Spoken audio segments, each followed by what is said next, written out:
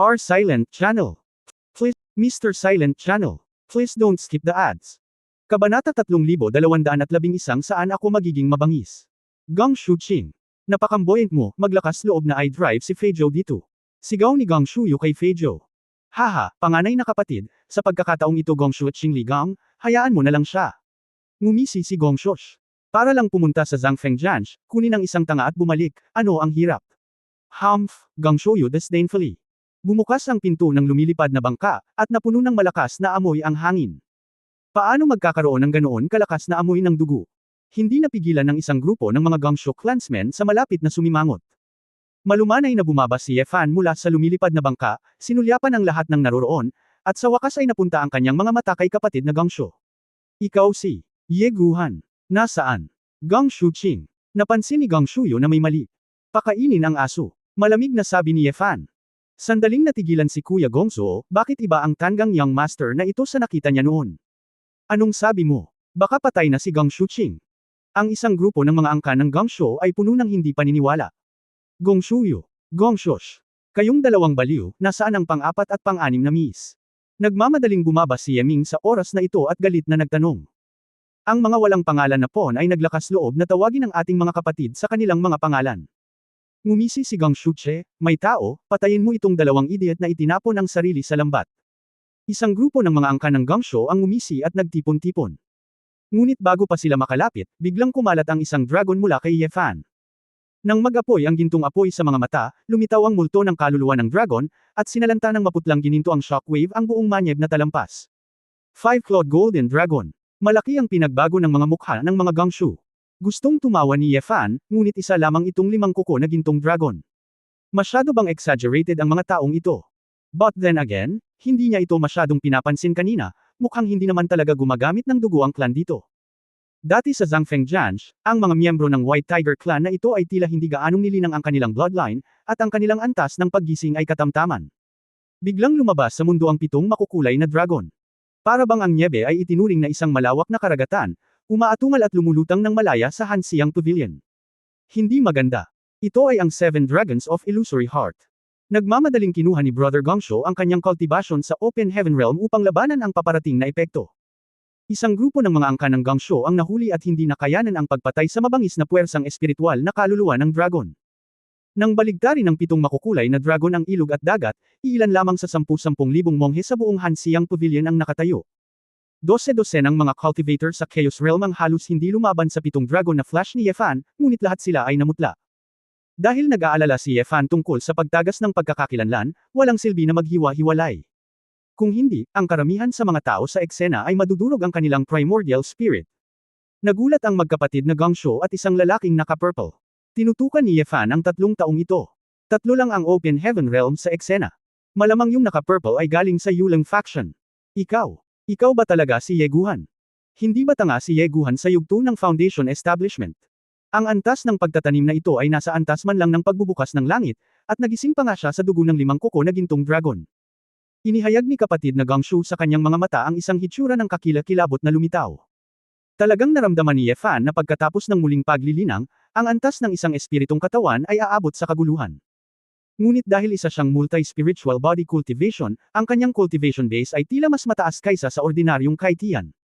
Pagkatapos ng lahat, gumagamit sila ng primal power, at walang gaanong pagkakaiba sa pagitan ng chaos at kaitian. Napatulala din si Yeming, at tila nabigla sa trick na ito ng Magic Heart 7 Dragons Flash. Akala ko sa pagkakataong ito ay sabay na tayong mamamatay, pero ngayon parang nandito talaga ang may-ari ng batang museo para maghayganti. Huwag magpanik, ngayong tapos na ang Hansiang Pavilion, kahit na ang tanggang ito ay isang hidden trump card, natatakot tayong 3 na hindi siya magtatagumpay. Sabi ng nakatatandang Zi na may mahigpit na ekspresyon. Tama si Jiang Lao, hindi natin kailangang guluhin ang ating landas, sabi ni Gang Shuyo, naglabas ng lumilipad na espada. Nagsanib puwersa kaming 3 para patayin ang gintong dragon ngayon. Sabi ni Gang Shuche, at isang mahabang espada na may pattern ng hayop ang lumitaw sa kanyang kamay. Isang sword intent at isang sword intent ang tumagos mula sa magkapatid. Ang isang grupo ng mga angkan ng Gangshu sa paligid ay nagsimulang sumigaw at nagpalakpakan. Master, ang espadang ito ay para sa iyo. Ang sword intent at sword intent nilang dalawa ay napakabangis. Naglabas si Yeming ng isang lumilipad na espada na may magandang kalidad at ibinigay ito kay Ye Fan.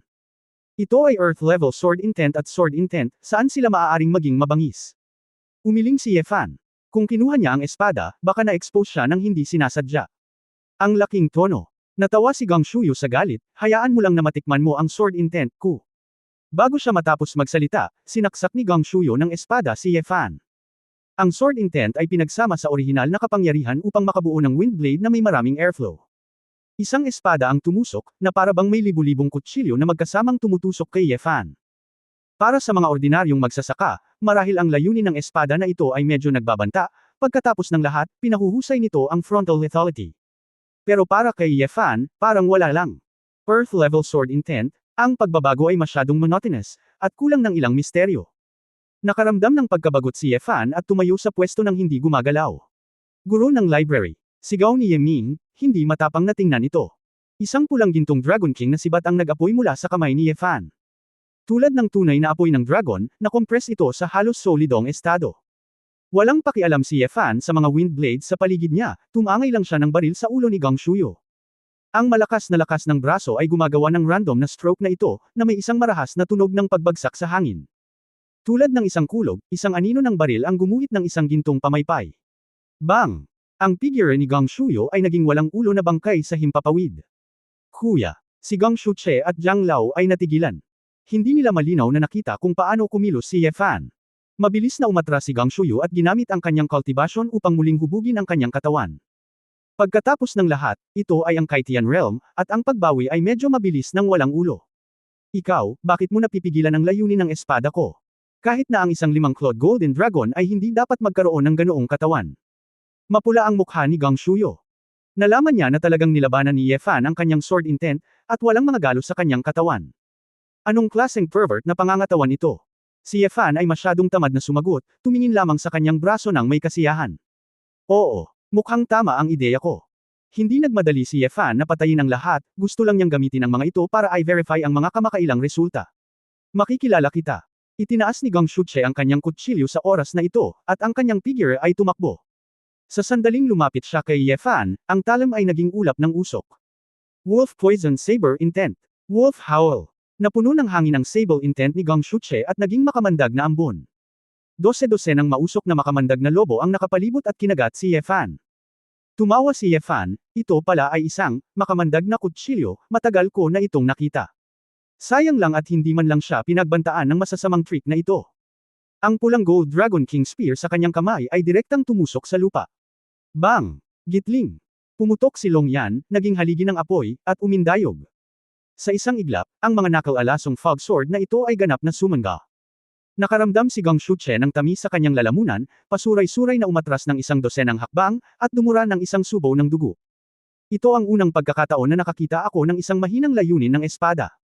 Kung gusto mong gumamit ng lason, maaari kang mag-aral ng mga nakatagong armas, ngunit kailangan mong gumamit ng espada upang magmukhang lalaki ka.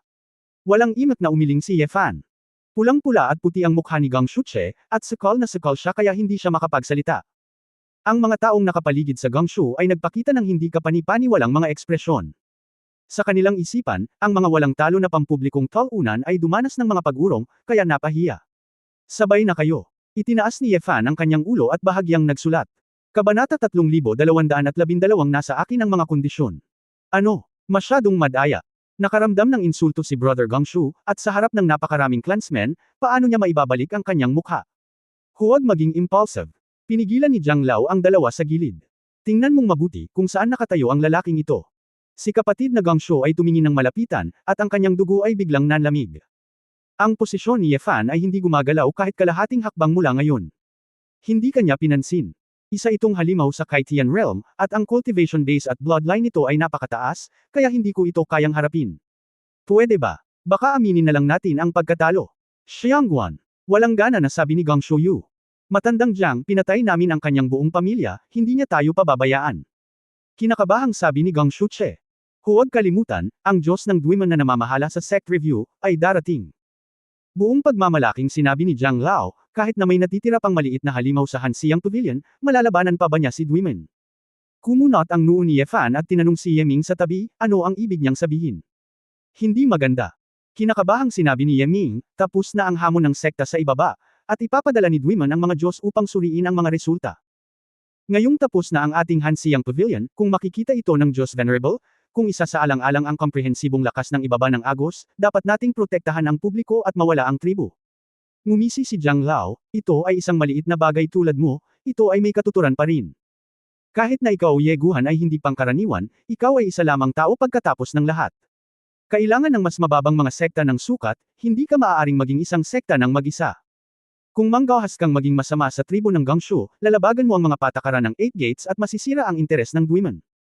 Ikaw ay isang open heaven realm, gaano ka man kalakas, paano ka magiging isang Diyos? Nakahinga si Brother Gangshu nang marinig niya ito, at tumawa. Anak, kung may utak ka pa, pumunta ka sa abot ng iyong makakaya. Hansiyang Pavilion ay naubos na, ang iyong pamilyang Ye ay naghihintay pa rin sa iyo na ipagpatuloy ang insenso, huwag mong putulin ang iyong mga inapo, ninisyon ni Gangshu Che. Nanatiling tahimik si Ye Fan at ikinalat ang kanyang kamalayan. Kumpirmahin na ang Hansiyang Pavilion ay daan-daang kilometro sa radius, at walang espiritual na kaharian. Ang Diyos na namamahala sa pagsusuri ay hindi pa dumarating. Paano kung hindi ka dumating? Maya-maya, darating ito ngayon. Ngumiti si Gongshuyo nang may pagmamalaki. Walang masyadong tao sa Hansiyang Pavilion ngayon, ngunit kung mamamatay kayong lahat, hindi ba maliligtas ang Hansiyang Pavilion? Ang hangin sa pinangyarihan ay biglang naging madilim at malamig. Pagkaraan ng ilang sandali, ang magkakapatid na Gangshu ay humagalpak sa tawa. Mayabang na bata. Akala mo ba kaya mo kaming patayin mag-isa? Kahit one-on-one, hindi mo kalaban, hindi pa rin ba ako tatakbo? Basta hihintayin ko ang Chaos Realm at pataas. Clan, kumalat ka lang, kahit na ikaw ang Golden Dragon ng Open Heaven Realm, anong magagawa mo? Ngumisi si Ye Fan at nakangiting sinabi, maaari mong subukan. Sa tingin mo ba talaga kami ay tanga? Kanina lang hindi handa. Maaari mo kaming atakihin muli kapag naisip mo ang 7 Dragons of Illusory Heart. Agad na iniutos ni Gangshuyo, lahat ng matatanda ng Chaos Realm ay sumusunod sa utos at nagkalat at lumikas. Ang isang grupo ng mga clansmen ay sabik na umalis, hindi sila nang ahas na manatili at mamatay. Breaking the sky and flying thunder. Ang katawan ni Ye Fan ay naging isang thunderbolt, at ang kapangyarihan ng kanyang bloodline ay naglabas ng gininto ang kidlat. Parang Thunder Dragon, dumaan ito sa grupong ito ng mga angkan ng Gangshu. Kahit saan sila dumaan, ang kanilang mga katawan ay binasag ng kidlat. Boom bang bang. Ang ambon ng dugo ay ginawang nakasisilaw na pulang bulaklak sa niebe. Sa isang kisap mata, mahigit 100 tao mula sa Chaos Realm ang na-knockout ni Ye Fan. Ito, paano ito posible? Si Brother Gangshu at Mr. Jiang ay natigilan na. Hindi ba may bayad itong duwangkong Shanghai? Paano ito magagamit ng ganito? Malinaw na naalala ni Jiang Lao na hindi ganito ang lansihin ni Shenlong. Nakita ni Ye Fan si Feng Xiaotian na gumamit ng Shenlong 9 transformations, at mas marami siyang insight sa paggamit ng mga kasanayan ni Shenlong kamakailan. Bagamat ang trick na ito ng pagsira sa kalangitan at paglipad ng kulog ay isang trick ng Golden Dragon Realm, ginamit niya ang kanyang malakas na physical fitness para pilitin itong itaas sa mas mataas na antas. Maging si Yeming sa tabi niya ay kinusot ang kanyang mga mata ng hindi malay, iniisip na siya ay mali. Paanong ang 9 transformations of the Dragon of the Master of the Young Museum ay iba sa ipinakalat sa clan? Yeguhan. Ikaw. Huwag kang magulo. Huwag kalimutan, nasa kamay pa namin ang dalawa mong kapatid. Nagmamadali si Gangshu Che, at wala na siyang pakialam sa mukha, at nagsimulang magbanta sa mga hostage. Malamig na umungol si Ye Fan. Nang maghanap siya sa kanyang banal na kahulugan ngayon, talagang natagpuan niya ang posisyon ng dalawang babaeng Shenlong. Tinapakan ito ni Ye Fan. Boom! Gumuho ang malamig na lupa, na nagpapakita ng malaking piitan sa ibaba. Ang lugar na ito ay orihinal na ginamit upang aipakulong ang mga makasalanan at ilang napakasamang tao sa Hansiyang Hall, at ilang mga halimaw ay pinalaki din. Ngunit dahil ang tagapangasiwa at ang kanyang asawa ay mabait at mapagbigay, sila ay karaniwang walang ginagawa at walang silbi. Sa oras na ito, dalawang babae na pinahirapan hanggang sa kamatayan, ang kanilang mga kamay at paa ay nakapusos, at sila ay nanginginig sa piitan. Ang ilang mga lalaki na mukhang medyo bata at hindi mataas sa cultivation ay sumisigaw at sumisigaw sa tabi nila. Ama, iligtas mo ako. Pangalawa tiyuhin. Anong nangyayari? Sinulyapan ni Ye Fan ang grupo ng mga kabataan mula sa tribo ng Gangshu. Oh, so ang mga basurang ito ay iyong mga anak at pamangkin. Ang mga ekspresyon ni Brother Gangshu ay sobrang pangit. Kung alam ko ito ng mas maaga, hindi ko na dapat ibigay ang dalawang Shenlong eldest me sa aking mga anak para magsaya. Manatili sa iyong tabi at gamitin ito bilang anteng-anteng upang maging ligtas. Miss 4th. Miss 6. Napaluha si Yeming. Bumalik na ang young master. Nandito kami para iligtas ka. Wala siyang pakialam na marami pang tao mula sa tribo ng Gangshu sa ibaba, at nagmamadaling bumaba. Nagpanik ang dalawang babae, nagsisigawan at lumiliit patungo sa sulok.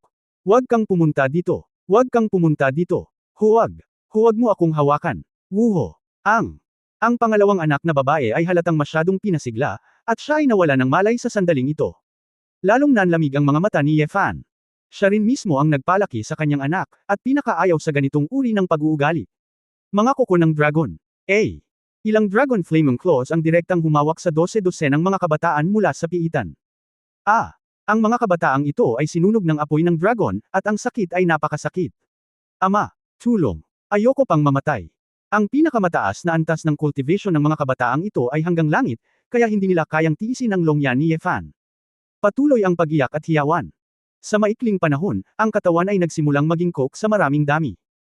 Ito ang sinadyang kontrol ni Yefan, at hindi niya gustong mamatay sila ng madali.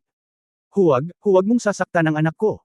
Ye Guhan. Anong mga kondisyon ang mayroon ka? Kahit nabanggitin mo ito, maaari nating pag-usapan ito. Nang makita na ang mga anak nilang ito ay malapit ng mamatay, ang magkapatid na Gangshu ay nagkaroon din ng manhid na anit. Okay lang mamatay ng isa o dalawa, pero sobrang sakit ng mamatay. Paanong ang mga hindi kasiyasyang bagay na ito ay mapapakasawa sa piitan? Ang iyong mga anak na lalaki ay hindi maaaring masaktan, kaya ang mga anak na babae ng ibang tao ay hindi na tao. Ngumiti si Yefangxi, kung gusto mo silang mabuhay, oo, ngunit may mga kondisyon ako. Kabanata 3213 darating ang Diyos. Okay, pakinggan natin. Nagpakita ng pag-asa si Brother Gangshu, at sigurado, may mga alalahanin din si Ye Guhan. Utang ng anak sa ama, pinahiya ng anak mo ang dalawa kong kapatid. Narinig ko na ang ilang mga pulang bahay ay kukuha ng ilang mga lalaki at masiyahan ang ilang mga espesyal na libangan. Kayong dalawang magkapatid, pagsira sa sarili, pumunta sa pulang gusali upang kunin ang mga bisita. Tumahimik ang audience. Ang mga baba ng mga buhay na angkan ng Gangshu ay malapit nang bumagsak sa lupa. Ano ang mga kondisyon? Ito ay 100 beses na mas kasuklam-suklam kaysa sa pagpatay sa kapatid na Gongsuo. Kasing putla ng atay ng baboy ang mga mukha ni na Gongshuyo at Gongshush. Walang sense. Ye Guhan. Ang lakas ng loob mong asarin kami. Walang ekspresyon si Yefan. Kung ayaw mo, tutulungan kita. Tingnan mo, ang mga inapo mong ito ay magsisisi na dumating sa mundo. Isinilang ka bilang tao, dapat kang mag-sorry. Hinayaan ni Yefan ang mga playboy na ito ng tribong Gangshu. Ngunit sa parehong oras, 12 ng mga apoy ng dragon ang tumagos sa dantian ng mga lalaking ito. Sa hiyawan ng hiyawan, inalis ang mga cultivation base ng mga lalaking ito. 12 ng apoy ng dragon ang muling bumagsak, at ang ibabang bahagi ng pangkat ng mga lalaki ay nasunog. Ama, tulong, lolo, Ang mga young master na ito ng tribong Gangshu ay nasa matinding sakit na. Matapos maalis ang cultivation base, naging isang labis na pag-asa na maibalik ito. Nang makita na ang kanyang mga anak at apo ay naging baldado at betang, ang kapatid ni Gangshu ay galit na ang kanyang mga baga ay sisibog. Ye Guhan. Kapag dumating ang mga Diyos, mamamatay ka. Mga Diyos. Ngumisi si Yefan, hindi ka makapaghintay. Dragon Blood Armor. Si Yefan ay natatakpan ng isang blood gold halo, at ang kanyang hindi na nasis iron na katawan ay naging parang Vajra God of War. Ang armor ay orihinal na ginamit para sa pagtatanggol, ngunit si Yefan ay nagplano na gamitin ito bilang isang armas. Breaking the Sky and Flying Thunder. Ito ay naging Thunder Dragon at kidlat muli, at kinuha ni Yefan ang publiko at nawala si Yu. Umalis ka na. Sa sobrang galit ni Gangshuyo ay sinaksak niya ang kanyang espada mula sa harapan. Hindi umiwas si Yefan, at puwersa ang tinutukan ng lumilipad na espada gamit ang isang kamay. Keng. Si Feijian ay nabasag sa ilang piraso ng palad ni Yefan. Walang tigil na kinapan si Yefan, at muling binasag ang ulo ni Gangshuyo gamit ang palad. Kuya. Nandito ako para tulungan ka. Nakita ni Gangshuche ang pagkakataon at ibinaba ang kanyang espada mula sa likuran.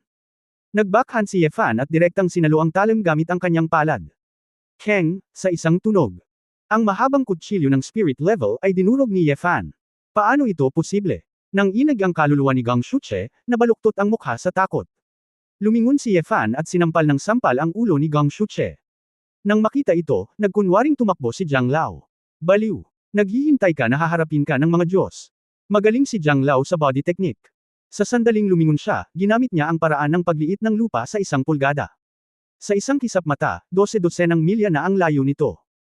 Nang masayang akala niya na hindi siya mamamatay, nakita niyang may isang pares ng mga gintong mata sa tabi niya, na biglang nakatitig sa kanya. Nilingan ni Jiang Lao ang kanyang ulo at nagpakawala ng malakas na sigaw. Ikaw, paano mo nagawang? Ang layo-layo lang ng tinakbo mo, saan ka may kumpiyansa na bumagal?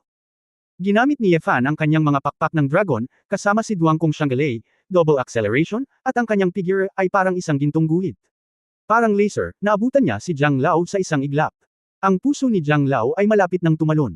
Bagamat nakakita na siya ng ilang gintong dragon, hindi pa siya nakakita ng gintong dragon na napakalikot. Ito ang gintong dragon, gayon din ang asul na dragon. Sa gulat, napatampol niya ang isang palad, na may kasamang nagyayelong aura. Hindi nagtago si Ye Fan, hinayaan siyang tamaan siya sa dibdib. Anong ginagawa mo? Tanong ni Ye Fan. Nanginginig ang braso ng matandang Jiang. Natama ng primordial power ng Open Heaven Realm, at hindi man lang niya masira ang depensa. Hinawakan ni Ye Fan ang leeg ni Old Jiang. Paft! Ang! Diretsyong naputol ang ulo. Isang bola ng apoy ng dragon ang ganap na winasak si Jiang Lao. Sa mga mata ni Ye Fan, ang pangkalahatang Open Heaven Realm ay walang pinagkaiba sa Chaos at Sacred Realm. Ang pisikal na katawan ni Ye Fan, cultivation base, espiritual na katawan, bloodline, at iba pa, ay hindi maaaring kalkulahin ayon sa antas ng mga ordinaryong monghe. Bilang karagdagan, naunawaan na ni Ye Fan ang kakanyahan ng espiritual na kaharian. Tila hindi ito nagpapakita ng kabundukan at hamog. Sa katunayan, mahirap para sa mga monghe na mababa ang espiritual na kapangyarihan na labanan. Naramdaman ni Jiang Lao na ang bloodline ng Golden Dragon ni Ye Fan ay kapareho ng kay Qinglong, ngunit hindi siya nagkamali. Pagkatapos ng lahat, ang shot ni Ye Fan ay nasa estado ng psychic power, at ang kapangyarihan ng natural na mga kasanayan sa dugo ay hindi maihahambing sa mga ordinaryong gintong dragon. Tanging ang mga tunay na Diyos ng kaharian ng mga Diyos ang makakaunawa kung gaano kakilakilabot ang mga detalye ng mga kuha ni Ye Fan. Umiwas si Ye Fan at bumalik sa Hanxiang Pavilion. Ang pabalik-balik, sa katunayan, ay isang kisap mata. Kakagaling lang ni Brother Gongsho ng kanyang ulo nang makita niyang trahedya ang pagkamatay ni Jiang Lao. Inilagay ni Ye Fan ang ulo ni Jiang Lao ng direkta sa ibabaw ng isang banner ng Hanxiang Pavilion. Kinulayan ng dugo ng pamilya Jiang ang bandila ng dragon ng Hanxiang Pavilion na pula. Aalisin mo ba ang iyong paglilinang at magiging mga betong mula sa palasyo, o gagawin ko ba ito? Lumingon si Ye Fan at tumingin sa kapatid ni Gongsuo. Si Gongsho Shuangbi, na sikat sa paglipat ng Wanshahe, ay nasa gulat na sa sandaling ito, sa sobrang takot na gusto niyang umihi.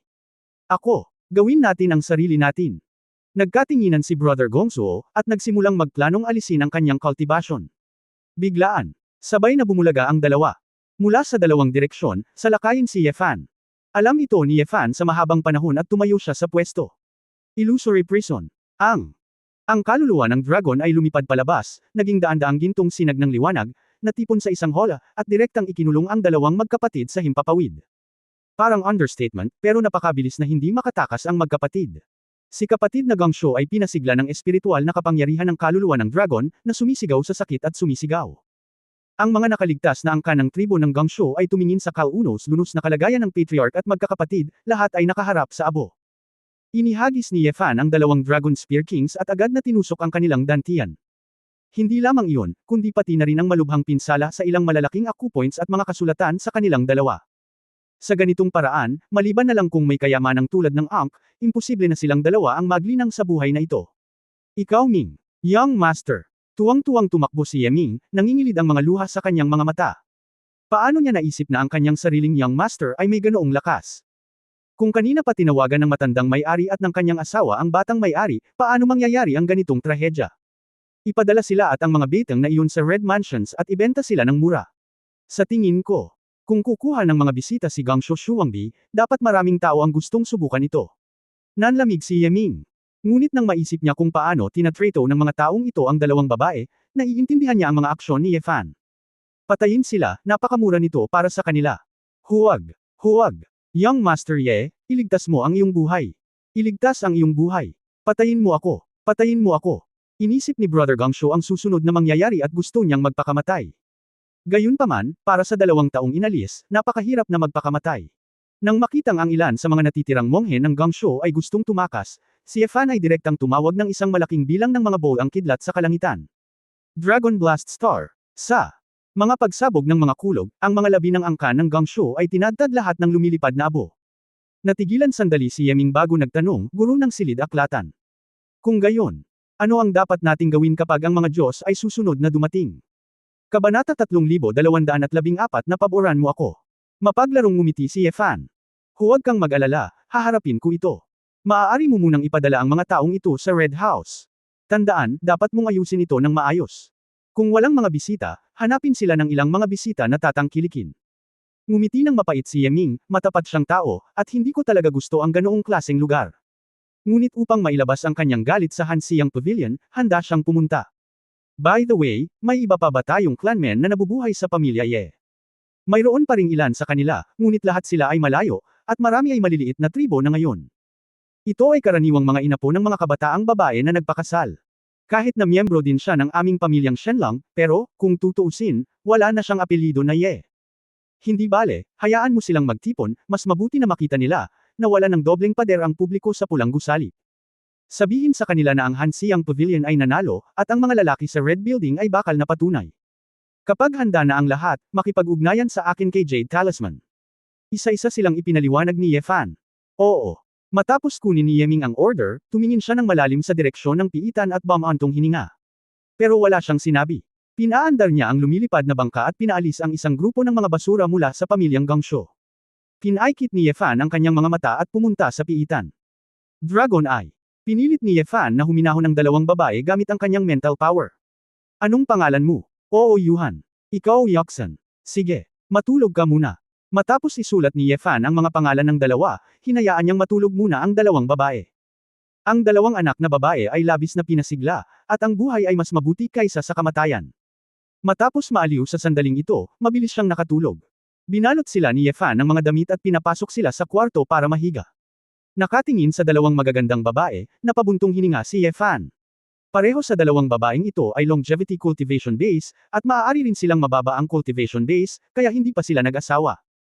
Kung wala ang proteksyon ng kanyang mga magulang, siya ay naging isang laro para sa mga hayop na iyon, na talagang nakakaawa. Sa Hongming Universe, ang angkan ay talagang walang lakas, at maaaring mas miserable pa kaysa sa mga mortal. Kung ito ay mga ordinaryong mortal, hindi sila pakikitunguhan ng Tribong Gangsho ng ganito. Dahil siya ay isang babae ng Shenlong clan kaya siya pinahirapan ng ganito. Pagkatapos ng lahat, para sa basura ng Tribong Gangsho, sa ilalim ng normal na mga pangyayari, walang ganoong pagkakataon na insultuhan ang mga kababaihan ng pamilyang Shenlong. Ang baluktot na pakiramdam ng tagumpay ay nagpapangyari sa kanila na gumawa ng gayong masasamang gawain. Si Ye Fan na lang ang natitira sa malaking Hansiang Pavilion. Naglabas si Ye Fan ng ilang storage bag, na kinuha mula sa Gangsho Brothers at Jiang Lao. Tamang-tama, mayroong maraming espiritual na materyales, iba't ibang espiritual na kasangkapan at elixir sa loob nito. Pumili si Ye Fan ng ilang mga minahan ng kristal na kapakipakinabang sa kanya, at iniwan ang iba pa. Pagkatapos maghanap sa paligid ng napakalaking Hansiang Pavilion, nalaman ni Ye Fan ang daan-daang storage bag. Sa huli, nakakuha si Ye Fan ng malaking halaga ng crystal ore, at halos mapuno niya ang kanyang puting dragon ring. Sa pagkakataong ito, makakagawa ako muli ng daan-daang espiritong katawan. Tumanggo si Ye Fan na may kasiyahan. Ang kristal na ore ay nahahati sa susunod na pinakamahusay, at ang konsentrasyon ng orihinal na kapangyarihan ay ibang-iba din. Karamihan sa mga minahan ng kristal sa panahong ito ay may magandang kalidad. Pagkatapos ng lahat, ang mga ito ay mga pribadong koleksyon ng Hansiang Pavilion at ng Tribong Gangsho. Bilang karagdagan, mayroong ilang mga espiritual na materyales na maaaring magamit upang pinuhin ang Yuanjidan sa hinaharap. Pagkatapos ilagay ang mga gamit, ibinaba ni Ye Fan ang mga ulo ng mga miyembro ng pamilya Ye. Hindi rin niya kilala ang mga taong ito, kaya pagkatapos na maitabi ang ice coffin, binalak ni Ye Fan na hintayin na magising sina Ye Yuhan at Ye Yoxan bago italaga ang libing. Sa sandaling ito, mabilis na lumapit ang isang aura ng spiritual realm. Hindi nagbago ang mukha ni Ye Fan, ngunit nag-concentrate siya. Sa harap ng spiritual realm, kailangan mong mag-ingat na huwag ibunyag ang iyong mga lihim. Kapag nalaman niya na siya ay Seikiko, tiyak na mapapansin siya ni Baman, ngunit hindi ito ang oras para umakyat sa Baman. Nasaan ang tribo ng Gangshu? Hindi ba ito ay sensor ng sekta? Bakit wala kang nakikitang tao? Sa gitna ng plaza ay isang lalaking nakasuot ng light gray na robe na may gwapong mukha. Umalangaw-ngaw sa kalangitan ng mataimtim na pagtatanong. Naramdaman ni Ye Fan na dapat itong kabilang sa isang partikular na angkan, ngunit hindi ang apat na pangunahing angkan. Ang pagsusuri ng sekta ay mas mahalaga kay Baman. Kung tutuusin, ang pag-unlad ng mga downstream na paaralan ay nauugnay sa talent reserves ng 8 paaralan. Sa makatuwid, sa pangkalahatan ito ay mas layunin at patas. Halimbawa, sa pagkakataong ito na kinasasangkutan ng Shenlong clan, hindi lamang hindi nagpadala ng mga Diyos ng Shenlong clan, ngunit hindi rin nagpadala ng 4 na pangunahing clan. Lumapit na lang sa Diyos ng isang maliit na angkan para walang kampihan ang magkabilang panig. Sa Siya Ye Guhan, nakita ko ang Diyosa. Ngumiti si Ye Fan at lumabas. Ikaw Guhan, ang young master ng Hansiang Pavilion. Hindi ka ba sumali sa Zhangfeng Sword Pavilion? Bakit ka nandito? Mukhang naguguluhan ng lalaki. Ang Hansiang Pavilion ay ang aking tahanan kung tutuusin. Ako ay brutal na pinatay ng Tribong Gangsho. Natural, gusto kong bumalik at ipaghiganti ang aking angkan. Kalokohan. Malamig na ngumuso ang lalaki, makakaganti ka rin. Nasa duwiman ang iyong mga record, ikaw ay nasa yugto ng pundasyon, ikaw ay isang congenitally deficient na tao. Ang lakas ng Tribong Gangsho ay matagal nang sinisiyasat ni Duiman, at talagang hindi ito mas mahina kaysa sa Hansiang Pavilion. Sa pagkakataong ito ang hamon ng sekta ay pinakamainam na isang talo-talo na sitwasyon. Paano ito mababaligtad ng sarili mong kapangyarihan? Ngumiti si Yefan. Kaya, upang manalo sa pamamagitan ng sorpresa, palagi akong hinihiling na magpanggap na bobo at itago ang aking lakas. Sa pagkakataong ito, sa kasamaang palad ay hindi ako nakabalik sa oras, kung hindi ay hindi nabahira ng dugo ang Hansiang Pavilion. Nagdududa ang lalaki, ang iyong ama ay mayroon pa ring ganoong pangitain. Anong kakayahan ang mayroon ka, maglakas loob na sabihin na kaya mong talunin si Gongso Shuangbi? Si Yefan ay hindi nagsalita ng walang kaparirikan, at direktang inilabas ang presyon ng dugo ng gintong dragon. Kasabay nito, kinokontrol niya ang kanyang sariling paglilinang upang lumampas sa mga kapatid ni Gongsuo, ngunit hindi masyado. Nang makitang nag-aapoy si Longyan sa katawan ni Yefan, talagang nagpakita ng pagtataka ang lalaki. Ikaw, isa kang limang kuko na gintong dragon. Eksakto. Sigurado na ngayon si Yefan na ang clan na ito ng Primordial Universe ay mukhang hindi talaga mahilig sa paglilinang ng bloodline. Lahat sila ay nasa kaharian ng mga espiritu, at bihirang makakita ng limang kukoy na gintong dragon. Mayroon kang ganitong lakas, ngunit maaari ka talagang matalo sa double wall battle kay Gang. Ang marangal na apelyido ng Diyos. Ako ay mula sa Laiyu clan, Ningge, at ako ang kasalukuyang namamahala sa pagsusuri ng Wansha River Basin. Bata pa ang nakababatang kapatid na si Yeguhan. Lumalabas na sa ganoong lakas, kailangan niyang pumasok sa 8 pinto sa hinaharap, at ang hinaharap ay walang hangganan. Agad na nagsalita si Ningge ng mas magalang at tumigil sa pagpapalabas. Ang lakas na ipinakita ni Yefan ay nakapagpapansin na sa kanya. Kung tutusin, ang espiritual na kaharian ng pamilya Shenlang ay dapat na may higit na katayuan kaysa sa isang maliit na angkan tulad niya. Sumimangot si Yefan, ipis. Ang clan na ito ay hindi pa nakakaharap, ito ay masyadong maliit. Oo naman, marami ring uri ng mga angkan sa Hongming Universe. Masyadong mataas ang karangalan ng Diyos, ngunit nakakalungkot na wala akong panahon upang iligtas ang aking angkan. Ang hamon ng sekta ay isang malupit na labanan. Ang nakababatang kapatid ay may mahabang buhay, at ito ay unti-unting magiging mahina sa hinaharap. Siguro, nagkunwaring malungkot si Yefan at nagtanong, Shenzun, ang tribo ng Gangsho ay wala na, maaari bang manatili ang Hansiang Pavilion? Ito. Kumunot ang noo ni Ningge, natatakot ako na hindi, kahit na mayroon kang lakas, ngunit pagkatapos ng lahat, ikaw lang ang nag-iisa, at mahirap suportahan ang buong sekta. Ang isang sekta ay may pananagutan sa pamamahala ng isang malaking bilang ng mga gawain, at mayroong daan-daang mga tribo sa ilalim ng Hansiang Pavilion. Paano mo ito kakayanin mag-isa? Nakangiting sabi ni Yefan, kung makaka-recruit ako ng sapat na mga disipulo ng Hansiang Hall sa maikling panahon. Little brother, may mga patakaran para sa sect review. Mangyaring huwag ipahiya si Ning, umiling si Ningge. Ning da Shenzhen, bigyan mo ako ng pabor, hinding-hindi kita mahihirapan. Ngumiti si Yefan at dahan-daang ibinigay ang 3 storage bag na inihanda niya kanina. Sumimangot si Ningge at tumingin kay Yefan ng kakaiba. Chapter 3215 Hindi ko kilala si Chai Migi. Kuya Ye, anong ibig mong sabihin? Ang aming Hansiang Museum ay palaging nagpapasalamat, at ang mga Diyos ay nag-aalaga sa amin. Naiintindihan namin ito sa aming mga puso, ngunit hindi kami nagkaroon ng pagkakataon na ipahayag ito.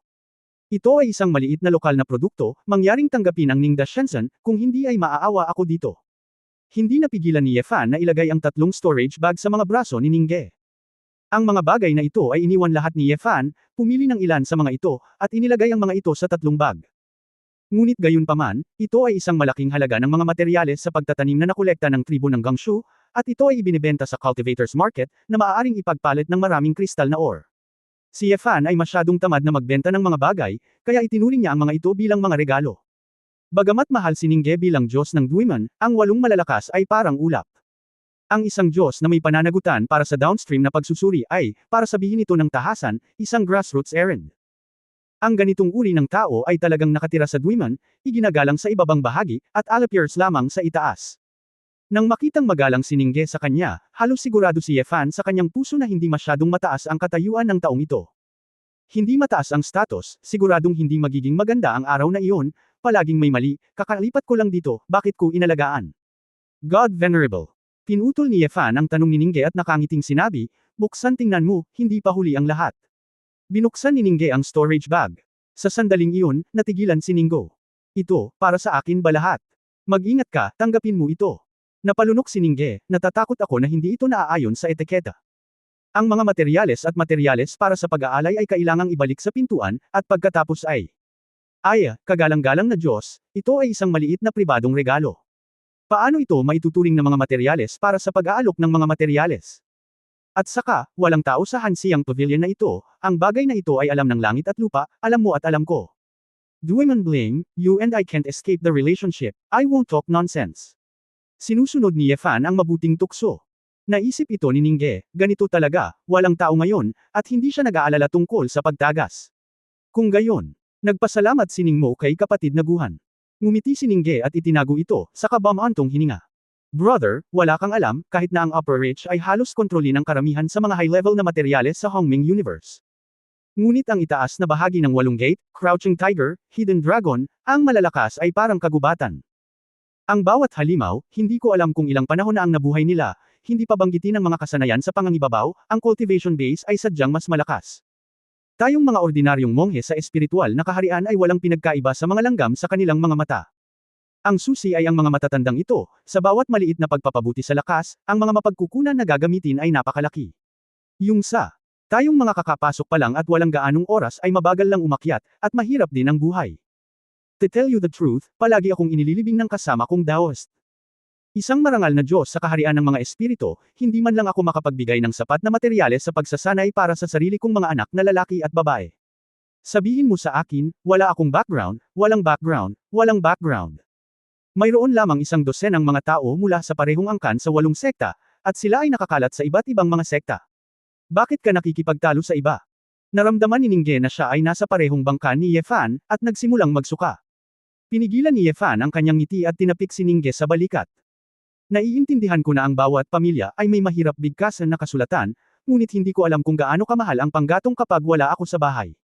Kuya Guhan, bagaman mabigat ang iyong mga salita, hindi ito magaspang.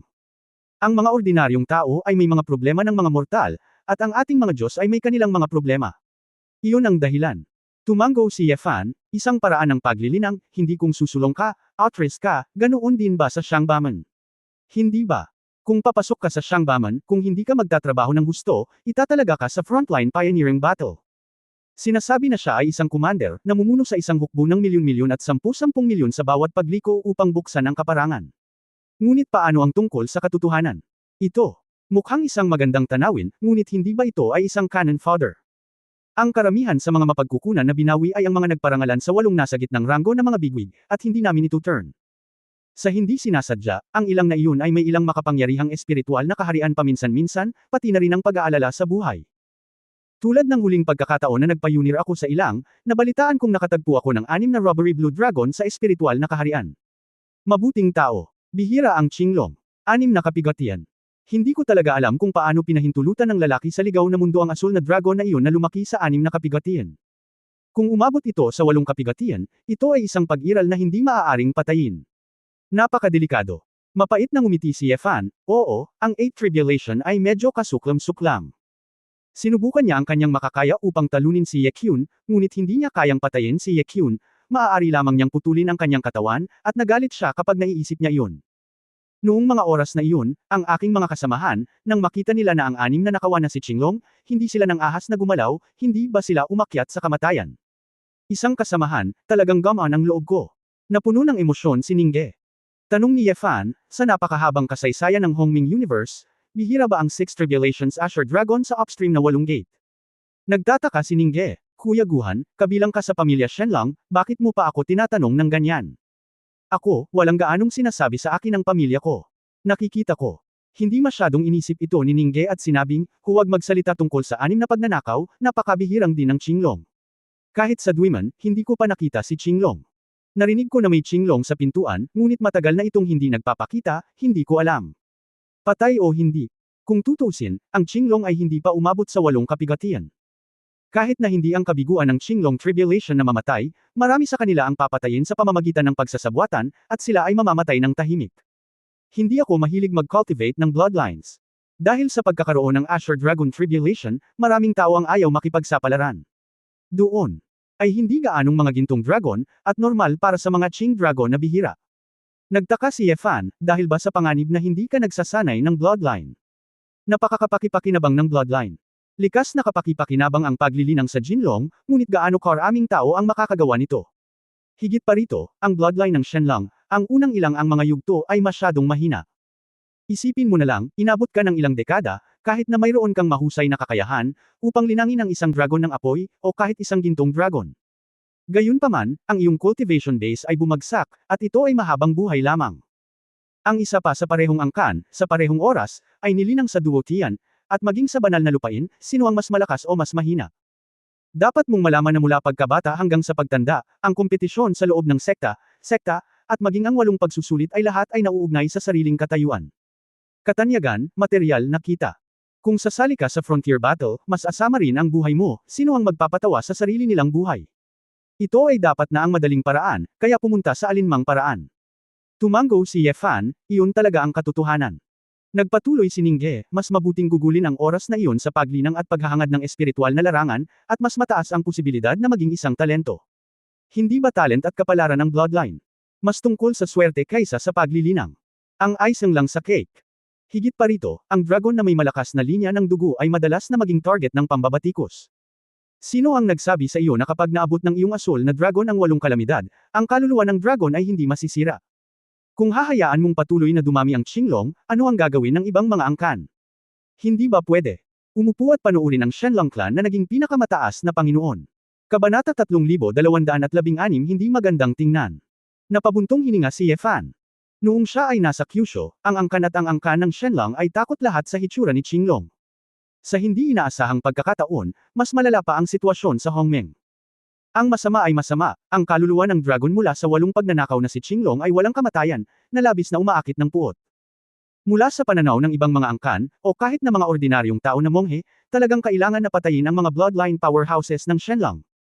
Ang Shenlong clan sa Hongmeng Universe ay dapat bigyang pansin ang ordinaryong paglilinang upang maprotektahan ang kanilang sarili. Malinaw na hindi makatotohanan ang nais na umasa sa dugo ng dragon upang protektahan ang kanyang sarili. Bilang karagdagan, ang mga monghe ng tao dito ay maaaring direktang gumamit ng orihinal na kapangyarihan. Ang dugong Qinglong ay hindi maiiwasang maabot ang mga Diyos, at ang kalamangan na ito ay naging hindi gaanong halata, ngunit ito ay magdadala ng problema sa kanyang sarili. Ang mga pangunahing angkan ay talagang may katulad na mga ideya. Ang mga daluyan ng dugo ay hindi matatag, at ito ay hindi isang mataas na antas ng kaharian, at ang epekto ay hindi halata. Kapag naabot mo na ang kaharian ng psychic power, maaari ka ring mag-isip tungkol sa iba't ibang mahiwagang kasanayan, maaari mong patuloy na palakihin ang iyong cultivation, pandayin ang mga espiritual na kayamanan, at iba pa. Pag-akyat, mayroong kapangyarihan ng simula, at Panginoon ng Hongmeng na maaaring ituloy. Ang anumang landas ay mas maaasahan kaysa sa paglinang ng bloodline, at hindi ito mag-aaksaya ng oras. Si Ye Fan mismo ay nagdurusa dahil hindi siya makalusot sa Qinglong, at lubos niyang naiintindihan ang pakiramdam na ito. Kapag mayroon pa ring walang kapantay na bata si Ye Fan, hindi niya ito malalampasan, lalo pa ang ibang mga Shenlong clansmen. Halimbawa, ang Ye Xuanguang ay isang tipikal na hangarin ng paglilinang ng linya ng dugo. Kahit na maabot niya ang Qinglong, ano ang magagawa niya? Sa simula, hindi niya kayang harapin ang isang light magic god, at natalo sa isang magic skill.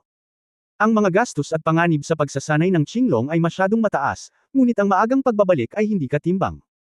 Ang immortalidad ng kaluluwa ng dragon para sa 8 pagnanakaw ay nakatutukso. Ngunit ito ay masyadong ilusyon. Kahit na walang napatay sa prosesong ito, maaaring siya ay namatay ng trahedya dahil sa Asher Dragon Tribulation. Sino ang mabuti, at nakahanap ng kapahamakan para sa kanilang sarili? Hindi nakakapagtaka. Isang gintong dragon ang nagpapagulo sa inyong lahat. Bulong ni Ye Fan sa kanyang puso.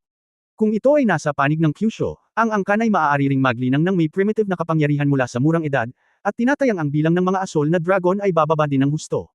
Kung wala na, mas mahirap para kay Qinglong na mabuhay. Ang isang Duotian, o kahit isang immortal na kaharian, ay maaaring theoretically pumatay kay Qinglong, kahit na ito ay isa sa 1 bilyong posibilidad, ito ay lubhang hindi komportable. Little Brother Guhan, sinabi ko ito dahil sana ay mas maging mapigil ka sa hinaharap at mag-focus ng sobra sa bloodline mo. Kung tutusin, hindi ito ang tamang paraan. Kailangan mong malaman na mayroong isang malaking puwersa sa Shangbaman, na binubuo ng mga ordinaryong monghe, at sila ay napaka-repellent sa angkan. Kapag pumasok ka sa 8 pintuan sa hinaharap, mag-ingat sa mga taong iyon. Nalungkot din si Ningge, at partikular niyang binalaan siya. Sa universo ng Hongmeng, dahil ang mga ordinaryong tao ay maaaring magtanim ng may primitive na kapangyarihan, ang mga pakinabang ng mga angkan ay hindi masyadong halata. Halimbawa, ang tribong Gangshu, mga ordinaryong tao na walang dugong angkan, ay sinira pa rin ang Hansiang Pavilion. Ngumiti si Yefan at sinabing, salamat sa mungkahi. Oy, tawagin mo na lang akong Ningge, hindi mo na kailangang ipanganak. Sa hinaharap, ang nakababatang kapatid na si Guhan ay papasok sa 8 pintuan, at ang kanyang mga tagumpay ay tiyak na mas mataas kaysa sa akin. Nakangiting sabi ni Ningge, balak munang bumuo ng magandang relasyon. Okay, tatawagan kitang Kuya Sheng Ningge. Brother Ningge, ang usapin ng sect review na ito. Look. Napahiya si Ningge. Brother Guhan, hindi ko sinasadyang manggulo. Kailangan kong kumpirmahin na ang tribo ng Gangshu ay talagang walang kakayahan na maging isang sekta, para maiulat ko ito. Kung hindi, kapag may nagulat nito, ako ay parurusahan ng pinto. Ngumiti si Yefan, madaling hawakan ito, dadalhin ko si Brother Ning para tingnan ang kasalukuyang sitwasyon ni Brother Gangshu. Magaling. Agad na nakipag-ugnayan si Yefan kay Yeming, at pagkatapos makumpirma ang lokasyon, dinala niya si Ningge hanggang sa Xiangyang City. Habang nasa daan, tila random na nagtanong din si Yefan tungkol sa higit pang impormasyon tungkol sa Hongming Universe at Shangbaman. Pagdating ko sa pulang gusali sa Xiangyang City, siksikan na. Sa malamig na lungsod, medyo mainit ang kapaligiran. Nagpapalo pa ang mga tao ng gang at tambul at nagpaputok ng paputok para magdiwang. Ito, anong nangyayari? Naguguluhan si Ningge. Si Yefan ay nasa ere na may mapaglarong ngiti. Brother Ning, tingnan mo kung ano ang ginagawa nitong mga gangshu sa Red Mansion. Kalimutan mo na ito, gagamitin ko ang insight technique, tingnan natin. Pinisil ni Ningge ang magic formula gamit ang kanyang mga kamay, at tumanggaw ang kanyang mga mata, at ang kanyang mga mata ay kumikinang sa puting liwanag. Sa isang iglap, nakatatak sa kanyang mga mata ang eksena sa pulang gusali.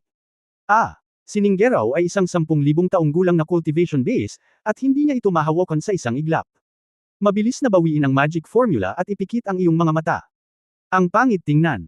Ang pangit tingnan. Itong kapatid na Gangshu, paano ito nakakadiri? Same time na sinabi ni Yefan, kung tutusin, ang cultivation base ay inalis na, at makakahanap lang siya ng trabaho para suportahan ang kanyang sarili. Brother Ning, sa tingin mo may pagkakataon pa ba ang Gangshu clan na magtatag ng isang sekta? Paano makakabuo ng isang sekta ang isang grupo ng mga mababa at maruruming tao?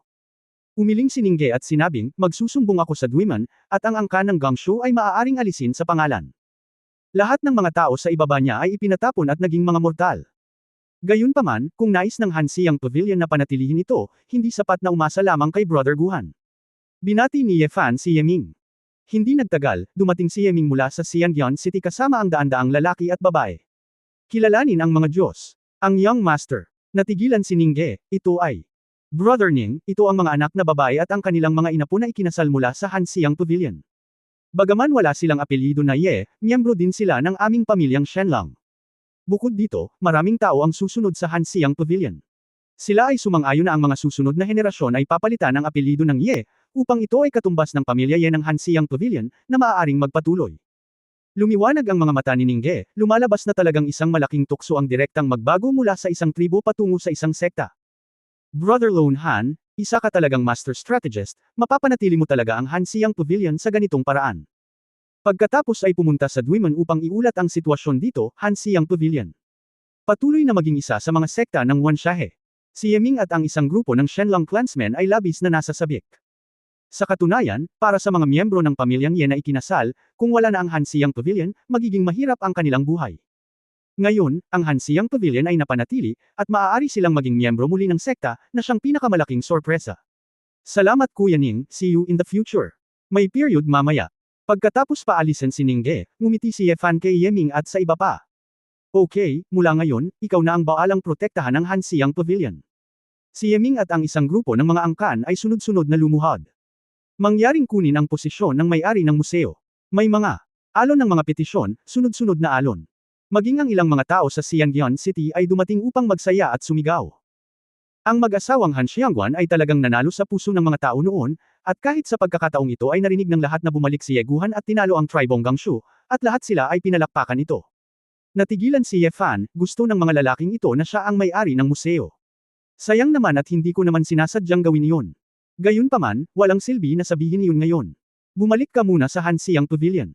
Iginiit ni Yeming, ang may-ari ng museo, hindi ka pumapayag na kunin, hindi ko kayang lumuhod ng mahabang panahon. Hindi nakaimik si Yefan, wala siyang pakialam kung gaano kakatagal lumuhod.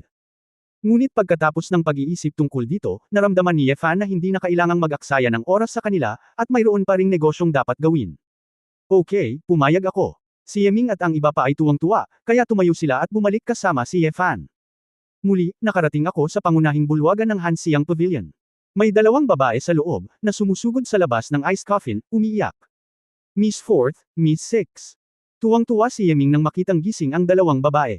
Pinunasan ni Ye Yuhan at Ye Yoxan ang kanilang mga pulang mata mula sa pag-iyak. Sa pagbabalik tanaw upang makita si Ye Fan, ang kanyang mukha ay nagbago ng gusto, ito ay madilim at malamig. Ye Guhan. Bastos ka. Tanga. May mukha ka pang babalikan. Nagalit si Ye Yuhan. Nagmamadaling lumapit si Ye Yoxan at kinuha ang damit ni Ye Fan. Pinadala ka ng aking ama at ina sa Zhangfeng Sword Pavilion upang sumali sa pamilya, at umaasa akong maaari kang maging kapakipakinabang bilang isang tanga. Ang Hansiang Pavilion ay may problema, hindi mo man lang matawagan ang ilang mga katulong, ano ang silbi ng panganganak at pagpapalaki sa iyo. Wei Ye Hong, paano magkakaroon ng walang kakayahan na tulad mo? Si Ye Yu ay labis na nagalit, itinaas ang kanyang kamay at sinampal si Ye Fan. Hindi. Sigaw ni Yeming. Ngunit bago siya matapos magsalita, si Ye Yoxan ay pinalayas. Kahit matino ka lang at hindi mo alam kung ano ang nangyari, kayong dalawang bilanggo ay hindi kwalipikadong turuan ang iba ng leksyon, di ba? Malamig na sabi ni Ye Fan. Kabanata 3217 Sakupin ng Kapangyarihan. Nagluwa si Ye Yoxan ng isang subo ng dugo at gulat na tumingin kay Ye Fan. Ikaw, anong sabi mo? Wala kang utak, naglakas loob kang kausapin ang kapatid ko ng ganito. Namutla sa galit ang dalawang magkapatid. Nagmamadaling hinikayat ni Yeming, dalawang binibini, hindi pa alam ng may-ari ng pavilion noon. Sinadya ng matandang may-ari ng pavilion na hindi sabihin sa kanila, hindi niya alam ang kaseryosohan dito. At ang mga tao mula sa Tribong Gangsho ay dumating ng napakabilis, kahit na hinahanap nila ito. Suportahan, huli na. Nagtanong si Ye Yuhan, Yeming. Ano ang tawag mo sa kanya? Ang may-ari ng museo. Ngayon na ang Hansiang Museum ay maaaring magpatuloy, ang lahat ay nakasalalay kay Young Master Ye Guhan, na dapat pumalit bilang may-ari ng museo. Open what a joke. Siya. Bakit? Teka. Sa tingin mo ay matutuloy ang ating Hansiang Pavilion. Parehong nagpakita ng pagtataka sina Ye Yuhan at Ye Yoxan. Oo, ang bathala na pumunta sa sekta para mag-review ay naaprubahan pa lang, at ang ating Hansiang Pavilion ay sekta pa rin. Ang dalawang babae na ang nakaramdam ng hindi kapanipaniwala. Yeming, anong kalokohan ang sinasabi mo? Ang batang ito ay nagtayo pa ng pundasyon, at siya ay sapilitang pinalaki ng pundasyon ng gusali. Kaya ba niyang ipaghiganti ang kanyang mga magulang? Lumapit ang isang marangal na babae. Ika-4 na kapatid na babae, ika-6 na kapatid na babae, ang sinabi ni Yeming ay totoo, si Guhan ay ang nakatagong card ng kanyang mga magulang, ngunit siya ay nakabalik ng huli. May kapangyarihan siyang buksan ng langit, at gin-icing din niya ang dugo ng gintong dragon na may 5 kuko. Nakita na nating lahat. Eldest sister. Ikaw, bakit ka bumalik? Natigilan si Ye Fan. Lumalabas na sa mga miyembro ng pamilya Ye, mayroon ding mga anak na babae ng pamilya Ye. Ni hindi nga niya ito kilala, at hindi pa siya kumumasta noon. Bumantong hininga ang panganay na kapatid na si Ye Yutang, ang bilang ng mga tao sa Hansiang Pavilion ay napakaliit ngayon, at ang kagalang-galang na Diyos ay nangangailangan ng sapat na bilang ng mga tao upang mapanatili ang katayuan ng sekta. Salamat sa katalinuhan ni Guhan, sinabihan ko kaming mga kababaihan ng pamilyang Ye na nagpakasal na bumalik kasama ang kanilang mga inapo. Aayusin nating muli ang Hansiang Pavilion at mapapanatiling maayos natin ito. Natulala sina Ye Yuhan at Ye Yu. Siya, nagpapakatanga ba siya? Paano ito posible? I also find it unbelievable, but the facts are in front of me. Binigyan ni Ye Yutang si Ye Fan ng isang komplikadong tingin. Kahit na sabihin mo iyan, panganay na kapatid na babae, ang posisyon ng curator ay hindi maaaring ibigay sa kanya. Tama. Lumipat na siya sa Zhangfeng Sword Pavilion. Hindi napigilan ni Ye Fan na matuwa, kung gayon sasabihin mo, sino ang magiging curator. Sa simula, binalak ng aking ama na hayaan kaming mag-recruit ng ika-6 na kapatid na babae ng isang biyanan, at pagkatapos ay manahin ang Hansiang Pavilion sa susunod na henerasyon. Bagaman wala na ang aking ama, hindi maaaring labagin ang kapalaran. Hindi ka pinapayagang agawin ang posisyon ng curator. Mayabang na sabi ni Ye Yuhan. Ibig bang sabihin ay kailangan mong hintayin na magkaanak kayong dalawa, magpalaki ng mga anak, at maghintay ng ilang dekada bago magkaroon ng curator ang Hansiang Pavilion. Sinabi ni Ye Yoxan, sa panahong ito, ako at ang aking pang-4 na kapatid na babae ay natural na magiging ahente. Ang post ng curator. Ikaw ang manugang ni Zhangfeng Jiansh, at lahat ng iyong mga anak ay tatawaging bay sa hinaharap. Paano ka magiging curator ng Hansiang Pavilion? Si Yeming ay nababalisa, ika-6 na binibini, kung wala kang lakas ni Master Guhan, hindi mo kayang pigilan ang daan-daang tribo sa ibaba. Nasa katawan niya ang dugo ng ating pamilya Ye, at nararapat na protektahan ang Hansiang Pavilion para sa pamilya Ye. Ito ang dapat niyang gawin. Ngunit gusto niyang samantalahin ang pagkakataong mang-agaw kung hindi siya kabilang sa kanyang posisyon bilang tagapangasiwa, hindi ito wastong asal. Sabi ni Ye Yuhan nang may tingin siyempre. Tama si Sister, Ye Guhan, ibigay mo ang lahat ng materyales para sa Hansiang Museum na inalis ng Tribong Gangshu. Huwag itago. Iniunat ni Ye Yoxan ang kanyang kamay ng dominanti. Hindi napigilan ni Ye Fan na matawa, ibig mong sabihin. May problema ang Hansiang Pavilion, at gusto kong hawakan ito. Hindi ko talaga makuha ang kapangyarihan ng Hansiang Pavilion. Tanga ka. Ilang taon kang tanga, at bigla kang naging matalino. Sinong maniniwala? Alam ng lahat ng Wanshahe na ikaw ay isang basura. Paano tayo magiging kalmado kapag ang Hansiang Pavilion ay ibinigay sa iyo? Hindi na nakinig si Ye Yuteng. Pang-4 at pang-6. Pwede kang tumahimik. Ang mga magulang ay hindi malamig, hindi mo sila maililibing ng buhay, ano ang hitsura ng pag-agaw ng kapangyarihan sa iyong nakababatang kapatid dito? Ngumisi si Ye Yuhan, panganay na kapatid, ang sinabi mo.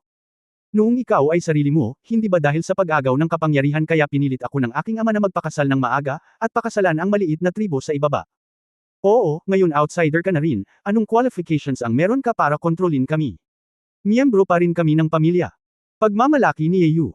Namutla ang mukha ni Ye Yuteng, kinagat niya ang kanyang labi at hindi makapagsalita. Mula sa moral na pananaw, si Ye Yuhan at Ye Yoxan ay talagang mas kwalipikadong magmana. Ye Ming, gusto mo si Ye Yoxan, hindi ba? Biglang tanong ni Ye Fan. Namula ang mukha ni Ye Ming, at tumili siya, ako. Ako, Master Guhan. Bakit ka? Ang dahilan kung bakit ka bumalik sa akin, alam mo na malapit ka nang mamatay, ngunit pumunta ka pa rin upang iligtas ang mga tao, ito ay dahil gusto ko si Lao Liu. Ngayon lang napansin ni Ye Fan na si Ye Ming ay nagmamadaling pumunta sa piitan para lang sundan si Ye Yoxan. Ano, Ye Ming? Napakatapang mo. Anong uri ng pagkakakilanlan ng karapat-dapat mong magustuhan ako? Mukhang naiinis si Ye Yoxan. Malungkot ang mukha ni Ye Ming, at ibinaba niya ang kanyang ulo at hindi nang ahas na magsalita.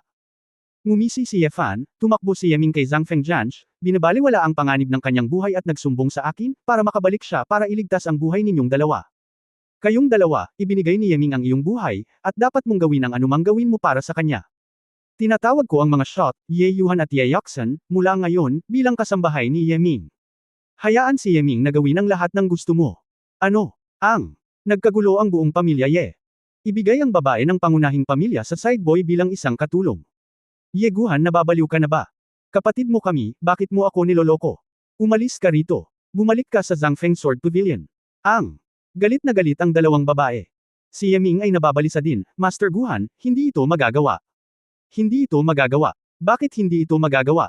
Kung wala ka, mamamatay sila, at ikaw ang kanilang tagapagligtas. Hindi ba niya tayo dapat iligtas?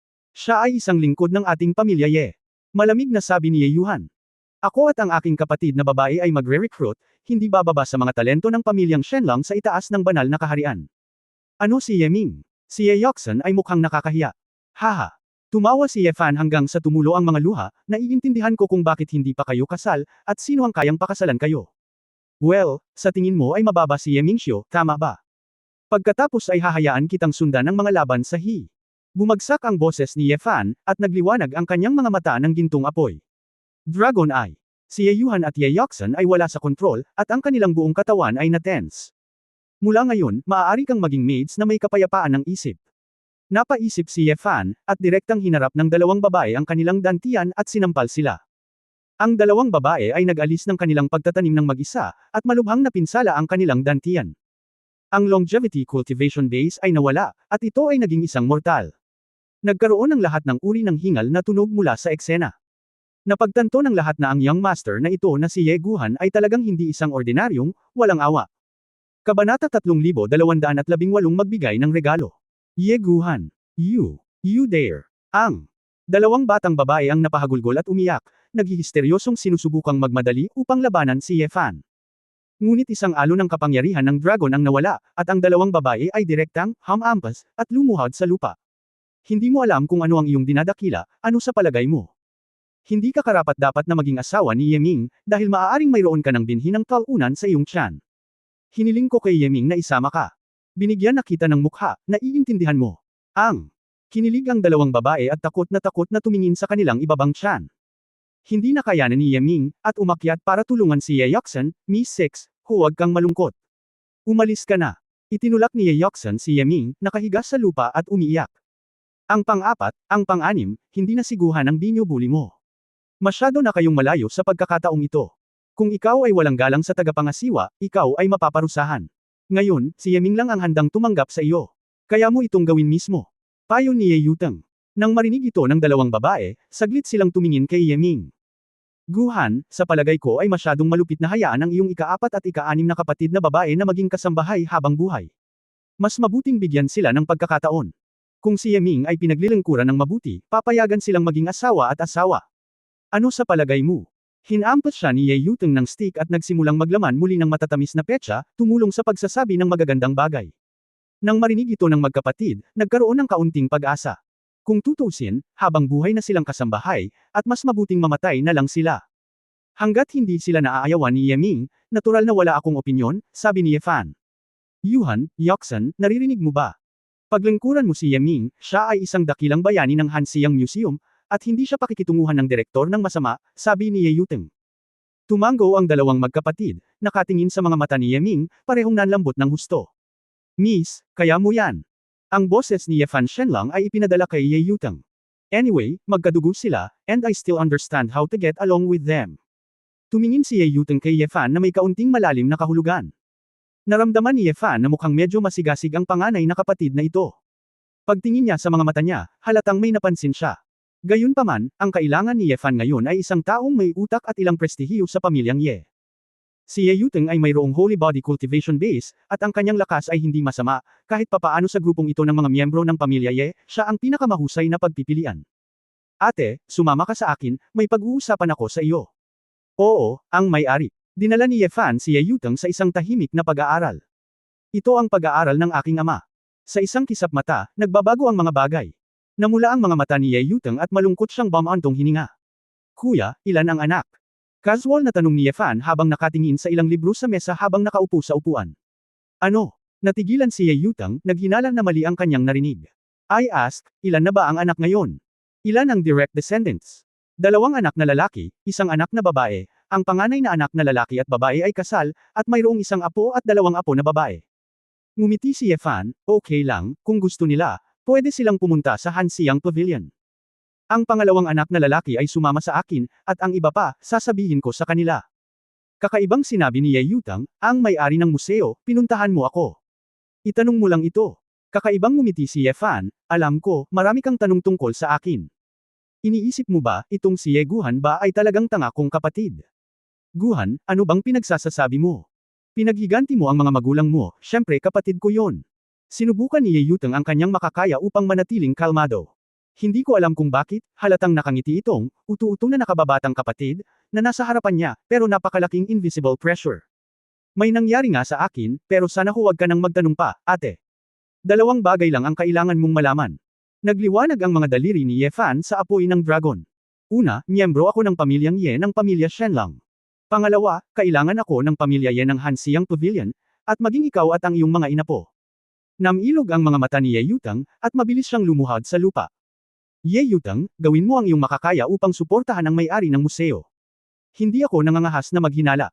Napakahusay, gusto kong makipag-chat sa mga matatalinong tao. Ngumiti si Yefan at sinabi, walang kabuluhan ng Hansiang Hall. Wala akong karanasan sa pamamahala ng mga paaralan. Gusto kong humirang ka ng mga tao mula sa iba't ibang antas ng pamamahala, at pagkatapos ay muling patakbuhin ang mga tungkulin ng paaralan ng Hansiang Hall. Nandito ako. Nagulat si Ye Yuteng, puno ng pag-aalinlangan ang kanyang mukha. Bakit, hindi mo magawa? Tumingin ako sa paligid at nakita kong ikaw ang pinakaprestihiyoso sa daan-daang miyembro ng pamilya Ye na sumama sa iyo. Napangiti ng mapait si Ye Yuteng, hindi. Hindi. Hindi lang isang beses ang tatay ko, dahil nakialam ako sa pamamahala ng sekta, pinagsabihan ko. Sa mata ng aking ama, bagaman ako ang panganay na anak na babae, kailangan kong magpakasal at hindi maaaring makialam sa mga gawain ng sekta.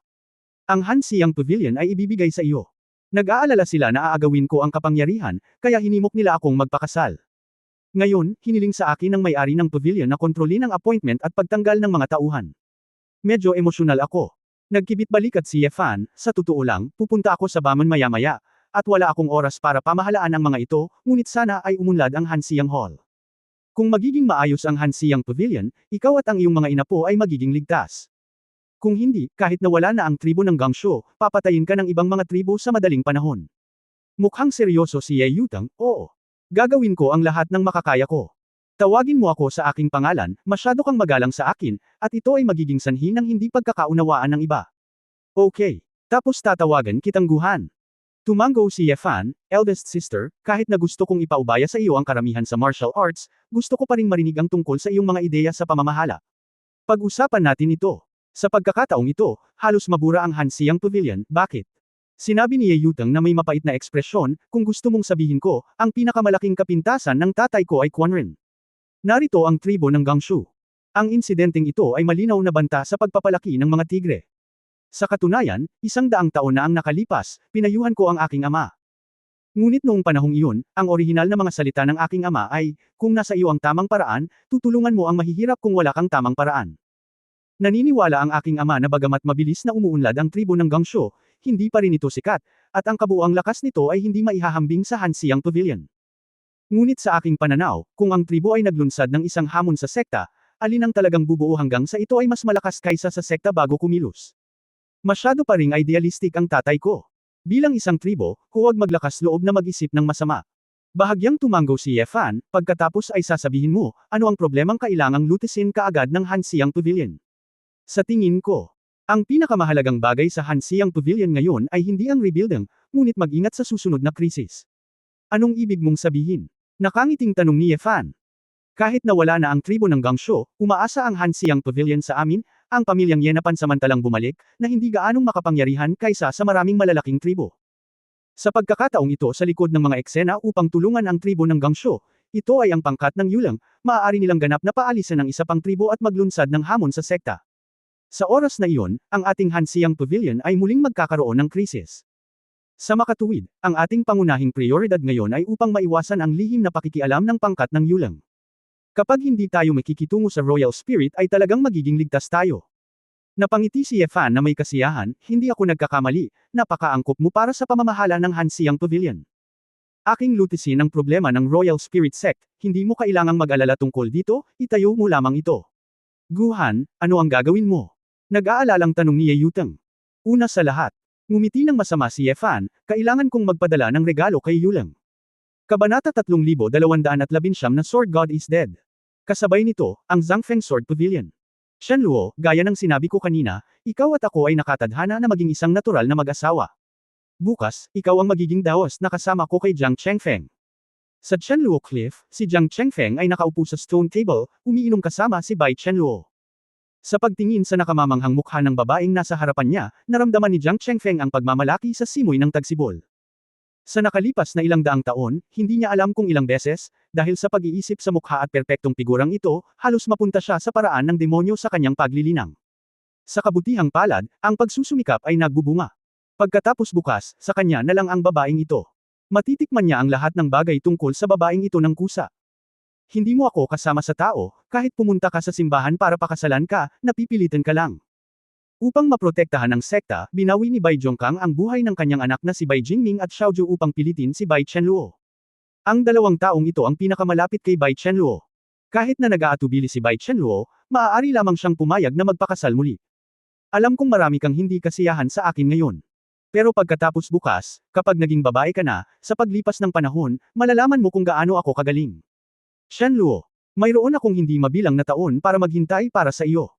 Ngumisi si Jiang Chengfeng sa kanyang puso, kapag buntis ka sa laman at dugo ng aking pamilyang Jiang, magiging tapat ka.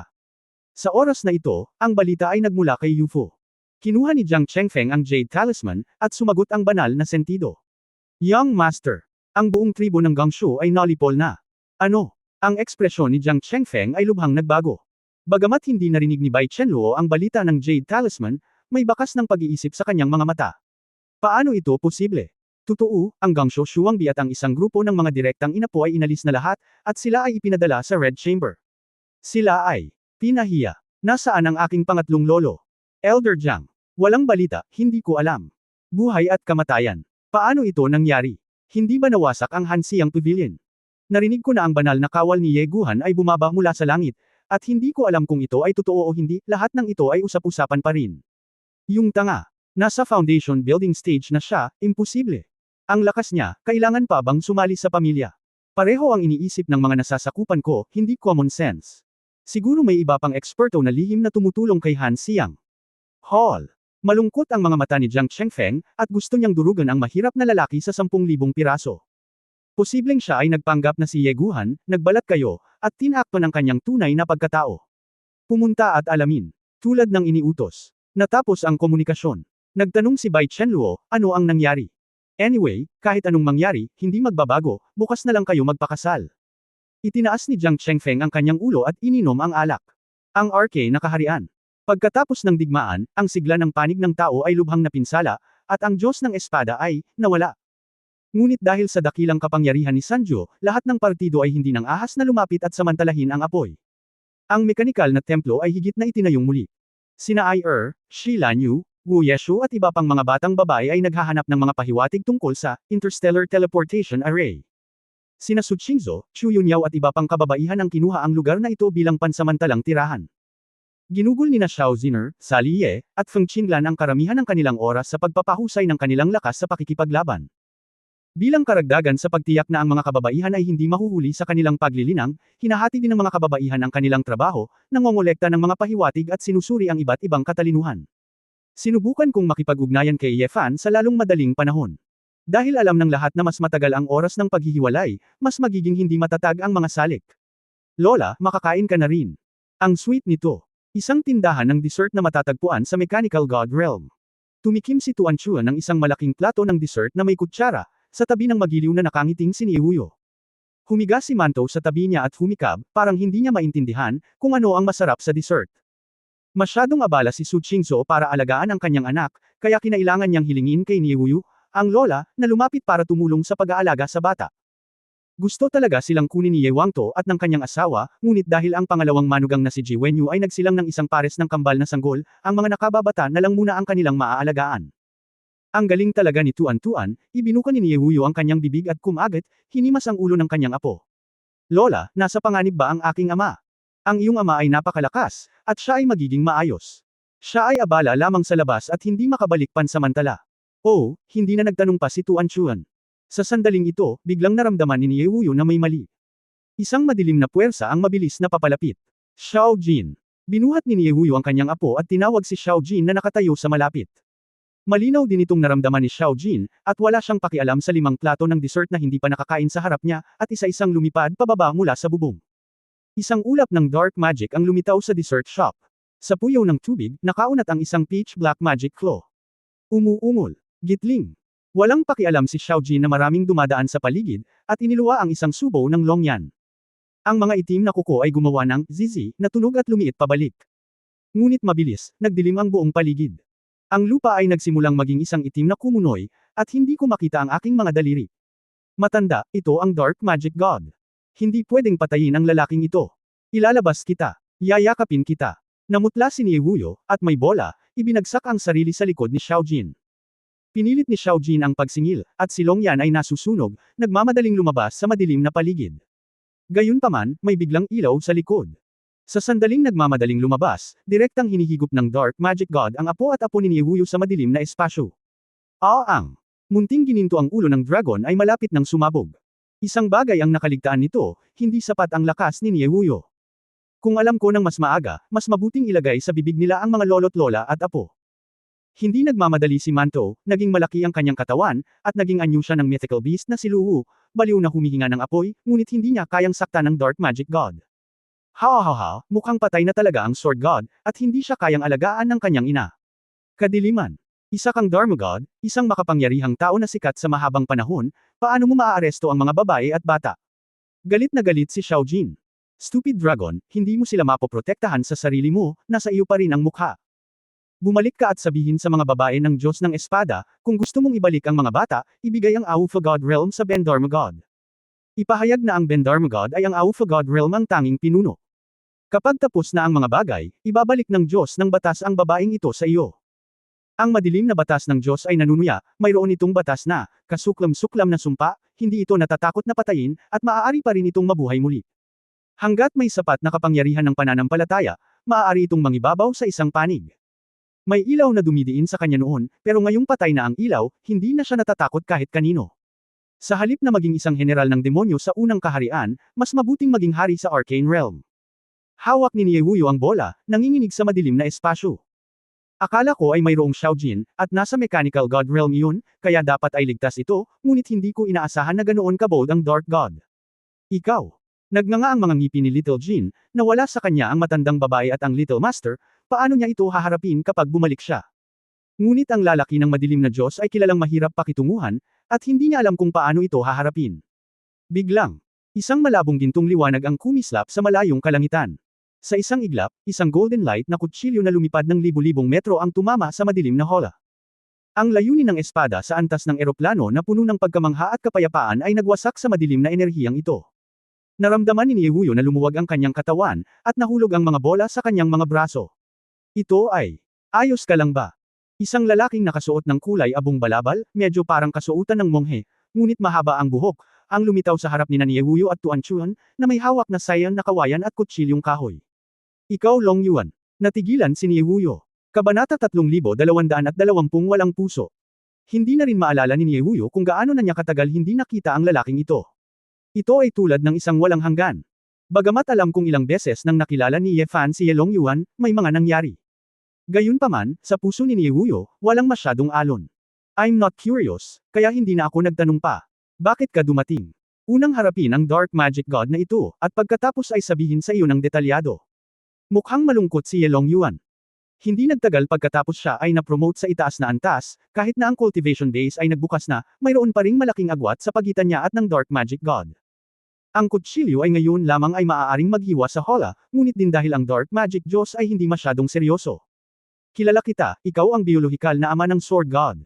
Tama lang, aalisin ng batas na ito ng Diyos ang pamilya ng Sword God ngayon. Ngumisi si Darkness at naging isang malaking Dark Devil. Ang madilim na enerhiya ay nagpapalakas sa kanyang katawan na parang itim na metal. Sa isang sipa sa langit, ang Dark Magic God ay parang isang itim na bola ng kidlat na sumasabog kay Ye Long Yuan. Walang pakiramdam ng espada, itigil ang tubig. Ang katawan ni Ye Long Yuan ay nasa isang nakaka-relax na estado. Ang neutral at mapayapang light golden saber intent ay nagdulot ng alon ng tubig. Sa sandaling ang maitim na marahas na suntok ay tumama kay Ye Long Yuan, ang malatubig na layunin ng espada ay sumalo sa madilim na kapangyarihang ito. Ang kutsilyo ay inilaan upang paikutin sa hangin, dissolving ito marahas na magic. Itigil ang kasamaan. Matapos malutas ni Ye Long Yuan ang unang alon ng opens iba, tumalikod siya at kinaladkad ang kanyang kutsilyo. Sa isang laslas, ito ay pantay at matatag, nang walang anumang karagdagang mga detalye, at ito ay laslas lamang sa leeg ng madilim na Diyos. Ang leeg ng Dark Law God ay tila sinisiklab ng gintong apoy. Gitling. Pagkatapos ng isang hiyawan, ang ulo ng Dark Law God ay pinutol. Ngunit hindi nagtagal, inilunsad ang sumpa ng kasuklam-suklam. Muling hinubog ng dilim ang laman. Pagkatapos maipanganak muli, ang bilis ng kapangyarihan ng Dark Magic God ay tumataas ng isang layer. Bigla niya itong pinulot, itinaas ang kanyang binti at marahas na sinipa, na paatras si Ye Long Yuan. Si Ye Long Yuan ay umubo ng isang subaw ng dugo, at nang siya ay tumingala, nakita niya ang kadiliman na sumugod muli sa kanya. Ang libu-libong itim na suntok ay naging mabaliw na anino, na tumatakip sa kalangitan. Bang, bang, bang. Gitling. Ang tunog, na parang bagyo, ay patuloy na sumasalubong sa kawayan na espada ni Ye Long Yuan. Xiao Jin. Fair na. Nagmamadaling hinimok ni Niewuyo si Xiao Jin na makitang pinipigilan ni Ye Long Yuan ang Dark Law God. Alam din ni Xiao Jin na hindi pwedeng palampasin ang pagkakataon, kaya lumipad siya kasama sina Niewuyo, Tuan Chuan at Mantou. Saan ka tumatakbo? Ang Dark Magic God biglang tumalikod ng mabilis, at gustong manghuli. Walang feeling saber intent, Mengzin body. Hinawakan ni Ye Long Yuan ang espada sa harap niya at ipinitik ang kanyang mga daliri sa talim. Gitling. Isang golden ripple na may kahangahangang aura na kumalat mula sa talim. Ang mabangis na kayabangan ng kadiliman ay tila huminto sa isang iglap. Sa ganoong sandali ng pag-aalinlangan, mabilis na lumipad si Xiao Jin sa isang malaking distansya. Damn it! Ang galit na lumingon ng Dark Dharma God, ang iyong mga batas ay pinagsama sa mga pamamaraan ng mga monghe sa Buddhist na bansa ng Aragon. Kadiliman, bumalik ka sa dalampasigan.